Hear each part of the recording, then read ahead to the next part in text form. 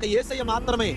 తప్పు చేసినా పాపం చేసినా నేను నిన్ను మరలా క్షమిస్తాను బిడ్డ, నా దగ్గరికి రా అని పిలిచే ప్రేమ, అది యేసయ్య ప్రేమ.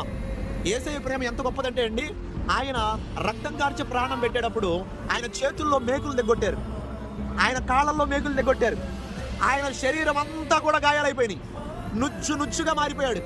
అయినా ఆయన ఒక్క మాట కూడా మాట్లాడాల. మనల్ని ఎవరైనా కొడుతుంటే మనం మాట్లాడదామా? మాట్లాడతాంగా. ఎందుకు కొడుతున్నారు? నన్ను ఏం తప్పు చేశాను కొడుతున్నారు? మాట్లాడమా?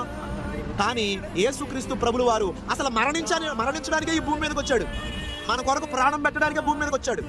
మనం పాపం చేసినప్పుడు మేకను కోడ్ను ఎలా అయితే బలిస్తామో అలా దేవుడు బలిగా మార్చబడ్డానికి ఆయన భూమి మీదకి రావడం జరిగింది. చాలా మంది అనుకుంటారు 3 మేకులు పీక్కోలేనాడు ఆయన దేవుడా అని అనుకుంటాడు.